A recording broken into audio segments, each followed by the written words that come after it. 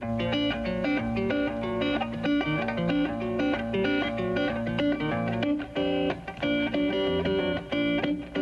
wholesale food distribution sector has been having a pretty tough time of late, with several businesses collapsing into administration this year. For one of those left standing, survival is not only about being the fittest, but it's also about bulking up as it takes on the market power of Australia's supermarket duopoly.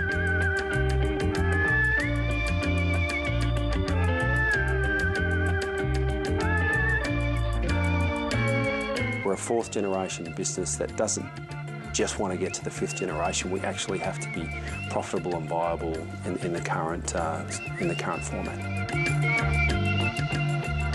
Established in 1854, Dicksons was bought by the Lloyd family at the turn of the 20th century.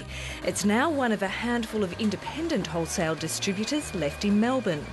We're a box mover of confectionery, snack food, grocery and beverage. We supply to anywhere from a milk bar to the MCG. The turnover of Dicksons is circa 50 million and we employ just under 50 people.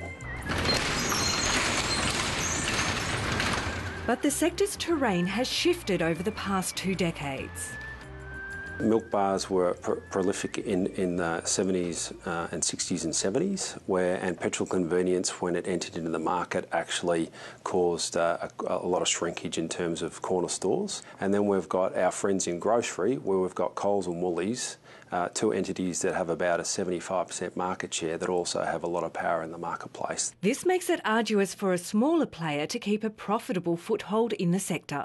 The milk bars and the distribution points for us to sell to and for consumers to access product is reducing every year. And the power of the grocery entities where they sell product at below our cost causes us some challenges, because then our customers actually go and buy from Coles and Woolworths at price points that are below what we can supply at.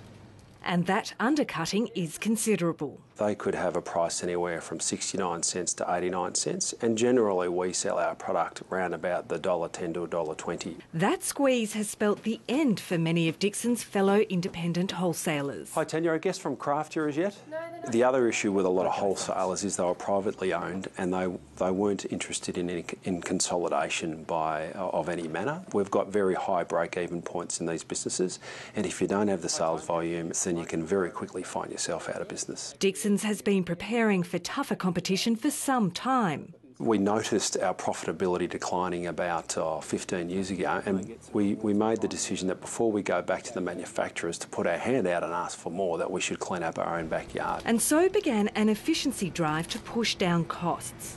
We have our sales reps on handhelds in the field, so they basically were out selling instead of having to drop paperwork in each day at the office. We've also automated the warehouse part of our business, where we have portable shelving that gets loaded in and onto trucks and locked in, and we can load a truck in 20 minutes instead of it taking perhaps an hour and a half. Other survival strategies have now come into play. We've actually developed another business which is in the chilled and frozen part of the market, which has a little bit more protection in terms of barriers to entry. Diversification is a key plank to us being successful in the future, but consolidation, we believe, is the biggest, most important priority that we have. So we will be undergoing a merger with a like-minded family business in Sydney called A&W Holliers. Andrew Lloyd expects there'll be more mergers. Obviously, the larger the business you have, the more efficient you should be able to be, and the lower cost you should be able to take our suppliers' products to the market. Our margins will get squeezed, but if we can have double our volume, then obviously we'll still be profitable. But despite all this, Dicksons is expected to be quite different in 20 years' time. Survival is always a stimulus to find new ways to do things. So wholesaling will be a hybrid between distribution, where you just touch a box for a service fee, to actually wholesaling the product. There's different ways we will be servicing our market in years to come, and unless you embrace that and be a part of it, then you won't be around.